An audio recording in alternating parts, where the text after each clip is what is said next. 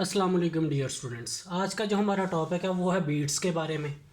इससे पहले हम सुपरपोजिशन के प्रिंसिपल के बारे में पढ़ चुके हैं और हमने कहा था कि सुपरपोजिशन प्रिंसिपल है, इसमें दो वेव्स जो है वो आपस में सुपर इम्पोज होती हैं, मिलती हैं, हम उनको ऐड करते हैं और एक रिजल्टेंट निकालते हैं। और साथ में हमने कहा था कि जो सुपरपोजिशन है ये दो चीज़ों पर डिपेंड करती है। एक तो हमारे पास फ्रीक्वेंसी है और दूसरा डायरेक्शन ऑफ द वेव।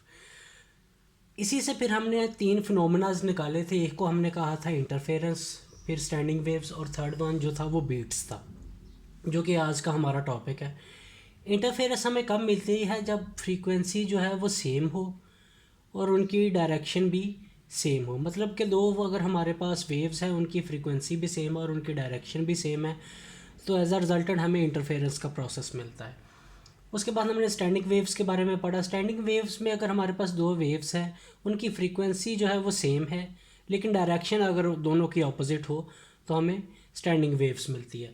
अब थर्ड वन हमने बीट्स के बारे में पढ़ा था। हमने बीट्स में कहा था कि अगर जो दो वेव्स की जो फ्रीक्वेंसी है वो स्लाइटली डिफरेंट हो, मतलब कि उसकी जो फ्रीक्वेंसी है वो स्लाइटली डिफरेंट हो हमारे पास, और डायरेक्शन जो है वो सेम हो, इन द सेम डायरेक्शन, तो हमें बीट्स का प्रोसेस मिलता है। अब हम इसकी डेफिनेशन के बारे में देखते हैं कि the periodic rise and fall in the amplitude of resultant wave.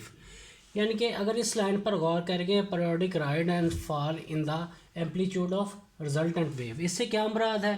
Periodic आपको पता है कि पीरियोडिक, जैसे हम पीरियोडिक मोशन पढ़ते हैं, यानी कि with the passage of time जो अपनी मोशन रिपीट होती है उसको हम पीरियोडिक कहते हैं। अब periodic rise and fall in the amplitude, rise और फॉल से क्या मुराद है? इधर राइज और ये फॉल। एम्पलीट्यूड राइज कब करता है? हम आपने पढ़ा था इंटरफेरेंस में, एम्पलीट्यूड राइज तब करता है जब कंस्ट्रक्टिव इंटरफेरेंस हमारे पास होती है। और फॉल कब करेगा? एम्पलीट्यूड कम कब होगा? जब हमारे पास डिस्ट्रक्टिव इंटरफेरेंस होती है। इसका मतलब है कि बीट्स के अंदर भी हमारे पास कंस्ट्रक्टिव और डिस्ट्रक्टिव इंटरफेरेंस होती है, लेकिन हम इसको बीट्स का नाम इसलिए देते थे क्योंकि इसमें जो फ्रीक्वेंसी है वो स्लाइटली डिफरेंट होती है। अब ये इसकी डेफिनेशन है कि periodic rise and fall in the amplitude of resultant wave due to superposition of two waves having slightly different frequency but moving in the same direction. लेकिन उनकी जो फ्रीक्वेंसी है वो स्लाइटली डिफरेंट है, लेकिन मूव जो है वो इन द सेम डायरेक्शन वो कर रही हैं। या फिर हम इसकी क्या कर सकते हैं डेफिनेशन कि द पीरियोडिक अल्टरनेशंस। अब इधर लफ्ज़ जो अल्टरनेशन से मुराद हमारे पास होता है तब्दीली, तब्दील करना, अल्टरनेशन यानी कि जो तब्दीलियाँ आती हैं इन the intensity of sound, sound की इंटेंसिटी में between minimum and maximum loudness. अब मिनिमम और मैक्सिमम लाउडनेस हमारे पास कब होगी? मतलब कि मिनिमम जो साउंड मिलेगी हमें कब मिलेगी? मिनिमम कह लें या फिर लो कह लें, मैक्सिमम कह लें या फिर हाई कह लें। अब हमारे पास लाउड जो साउंड है या फिर मैक्सिमम साउंड कब मिलेगी? जब राइज होगा हमारे पास, एम्पलीट्यूड में क्या होगा? राइज। इसका मतलब है कि हमारे पास जब कंस्ट्रक्टिव इंटरफेरेंस होगी तब हमें राइज इन द एम्पलीट्यूड मिलेगा और मैक्सिमम साउंड मिलेगी, या फिर हाई साउंड कह ले, लाउड साउंड कह ले। और मिनिमम कब मिलेगी? जब फॉल इन द एम्पलीट्यूड हमारे पास होगा। फॉल कब होता है? जब हमारे पास डिस्ट्रक्टिव इंटरफेरेंस होती है। The periodic alternations in the intensity of sound, sound की इंटेंसिटी में जो पीरियोडिक अल्टरनेशंस आती हैं between the minimum and maximum loudness are called beats. तो हम उनको बीट्स का नाम दे देते हैं। तो ये हमने बीट्स की डेफिनेशन के बारे में पढ़ा है। तो स्टूडेंट्स, हमने बीट्स में पढ़ा है कि हमारे पास दो हमारे पास वेव्स होती हैं जिनकी फ्रीक्वेंसी जो है वो स्लाइटली डिफरेंट होती है और moving in the same directions. अब जब इन दोनों की जो हमारे पास दो वेव्स हैं इनकी सुपर पोजिशन होगी तो हमें रिजल्टेंट क्या मिलता है? अब हम उसको देखेंगे। When two waves combine of slightly different frequencies, वो वेव्स जिनकी फ्रीक्वेंसी जो है वो स्लाइटली डिफरेंट है, moving in the same direction, जो कि सेम डायरेक्शन में मूव कर रही है, ये बीट्स की बात कर रहे हैं हम, moving in the same direction and as a resultant, तो हमें रिजल्टेंट क्या मिलता है कि low and loud sound are produced. कि हमारे पास लो एंड लाउड साउंड जो है, मतलब धीमी आवाज़ और ऊंची आवाज़ की जो साउंड्स है वो हमें सुनाई देती है। ऐसा क्यों होता है? अब हमें लो साउंड हमें कब मिलेगा? लो साउंड हमें तब मिलेगा, हमें पता है कि लो साउंड में जो एम्पलीट्यूड है वो कम होगा। एम्पलीट्यूड हमें पता है किस में कम होता है? वो हमारे पास डिस्ट्रक्टिव इंटरफेरेंस है, डिस्ट्रक्टिव इंटरफेरेंस के अंदर हमारे पास जो है वो एम्पलीट्यूड जो है वो हमारे पास कम होता है डिस्ट्रक्टिव इंटरफेरेंस के अंदर। और लाउड साउंड, लाउड से मुराद है कि जो आवाज़ जब ऊंची होगी तो कब होगी, जब एम्पलीट्यूड जो है वो हाई होगा। और एम्पलीट्यूड का बढ़ जाना किस में होता है, वो हमारे पास कंस्ट्रक्टिव इंटरफेरेंस के अंदर, जो हमारे पास कंस्ट्रक्टिव इंटरफेरेंस जो है उसमें हमारे पास एम्पलीट्यूड जो है वो बढ़ जाता है। अब हमें जो वन कंस्ट्रक्टिव और एक डिस्ट्रक्टिव जो इंटरफेरेंस है मिलकर हमें वन बीट जो है वो देते हैं। मतलब कि one constructive and one destructive interference produce one beats. तो एक बीट्स हमें मिलती है। अब देखेंगे हम तो ये हमें जो बीट्स है वो कैसे मिलती है। अब हमने रिलेशन पढ़ा है कि v is equal to F lambda. अगर इधर से f की वैल्यू निकालनी हो, f is equal to v over lambda हम करेंगे। मतलब कि फ्रीक्वेंसी और वेवलेंथ आपस में इन्वर्सली प्रोपोर्शनल है। फ्रीक्वेंसी ज़्यादा होगी तो वेवलेंथ कम होगी, वेवलेंथ ज़्यादा होगी तो फ्रीक्वेंसी कम होगी। अगर हमारे पास एक फ्रीक्वेंसी की, हमारे पास अगर वेव है जिसकी फ्रीक्वेंसी f1 है और हमारे पास वो, अगर उसकी फ्रीक्वेंसी हम कह दें कि उसकी फ्रीक्वेंसी हमारे पास 3 हर्ट्ज़ है, तो हमारे पास वो जो वेव है वो कुछ इस तरह की है। अगर हम एक और वेव लें f2 और उसकी फ्रीक्वेंसी जो है हमारे पास 5 हर्ट्ज़ हो, उससे ज़्यादा हो, अगर पहले 3 हर्ट्ज़ थी अब 5 हर्ट्ज़ है, तो उसकी वेवलेंथ जो है वो हमारे पास कम हो जाएगी। इधर आप देखें कि फ्रीक्वेंसी जो है अगर कम है तो इसकी वेवलेंथ जो है वो ज़्यादा है। इधर फ्रीक्वेंसी ज़्यादा है, फ्रीक्वेंसी अगर ज़्यादा हो तो wavelength as compare to this ये कम होगी। अगर हम अब अगर हमने इन दोनों की बीट फ्रीक्वेंसी निकालनी हो, अगर बीट फ्रीक्वेंसी अगर हमने इन दोनों की निकालनी हो तो कैसे निकालेंगे, उसको कहेंगे हम एफ बीट, यानी कि बीट फ्रीक्वेंसी वो हमारे पास होगी f2 माइनस f1। f2 हमारे पास 5 हर्ट्ज़ है,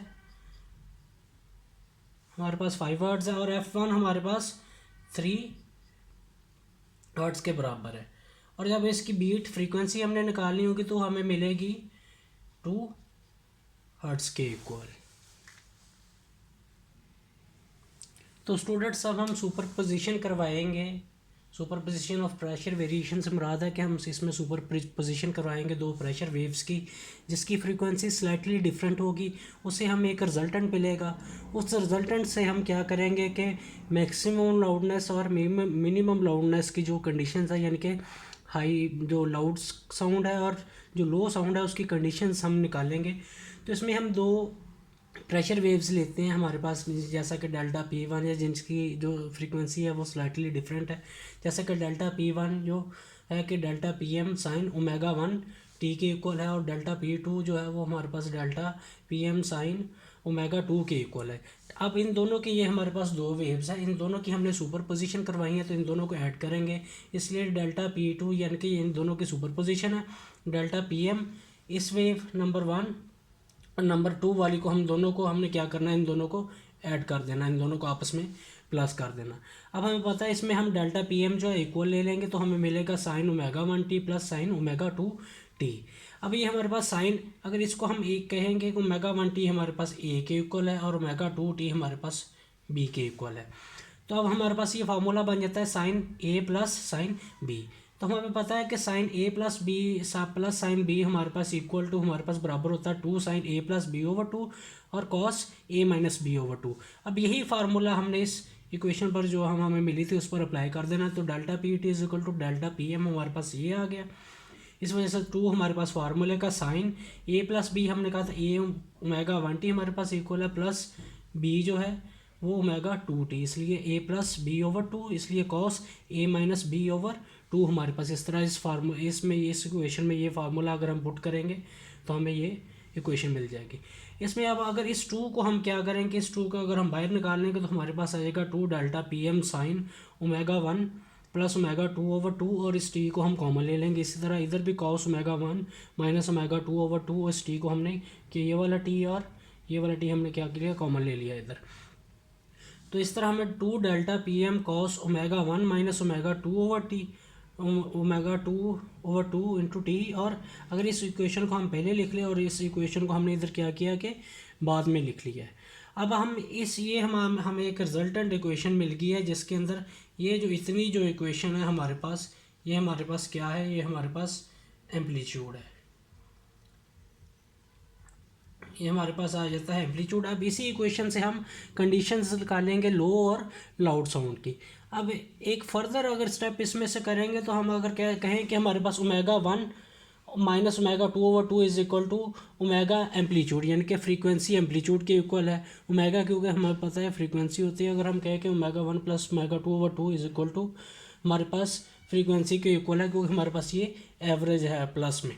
तो हम इसी इक्वेशन में अगर वैल्यूज़ ये वाली पुट कर देंगे ये दोनों, तो 2 delta P M cos omega 1 minus omega 2/2 को हमने कहा कि ये फ्रीक्वेंसी एम्पलीट्यूड के इक्वल है, इसलिए फ्रीक्वेंसी एम्पलीट्यूड और ये वाला टी साथ, और साइन इसलिए ओमेगा 1 प्लस ओमेगा 2/2 जो है हमने कहा कि ये ओमेगा के इक्वल है, इसलिए ओमेगा टी हमारे पास आ जाएगा। अब इसमें से ये जो इक्वेशन है हमारे पास इतनी है, हमारे पास एम्पलीट्यूड के इक्वल है, और इसी से हम कंडीशंस फॉर द लाउड और लो साउंड्स निकालेंगे।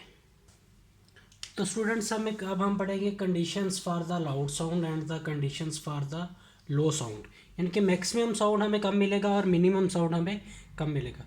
अब हमने जो रिजल्टेंट इक्वेशन निकाली थी वो हमारे पास थी A is equal to delta P M cos omega 1 minus omega 2/2 into T.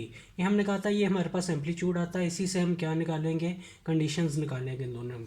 अब इसमें से जो कॉस ये जो वैल्यू है cos omega 1 minus omega 2/2 into T, अगर ये +-1 की इक्वल हो तो हमें जो है लाउड साउंड मिलेगी।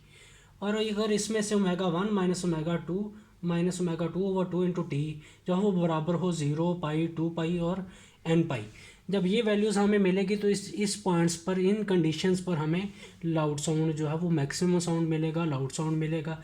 इसी तरह अब conditions for the low sound है या फिर मिनिमा, जब फिर मिनिमा यानी कि लो साउंड जो है वो हमें कम मिलेगा जब cos omega 1 minus omega 2/2 into T is equal to 0 के होगा। और ये कब 0 के इक्वल होगा, जब omega 1 minus omega 2/2 into T is equal to बराबर होगा पाई/2 के, 3 पाई/2 के, या फिर ये फार्मूला है 5 पाई/2 या फिर 2n+1 पाई/2 के। तो इस तरह जो कंडीशंस है वो हमें लाउड साउंड और लो साउंड्स के बारे में हमें ये कंडीशंस मिलेगी। और आई होप कि आज का लेक्चर आपको समझ आया होगा। खुदा हाफिज़।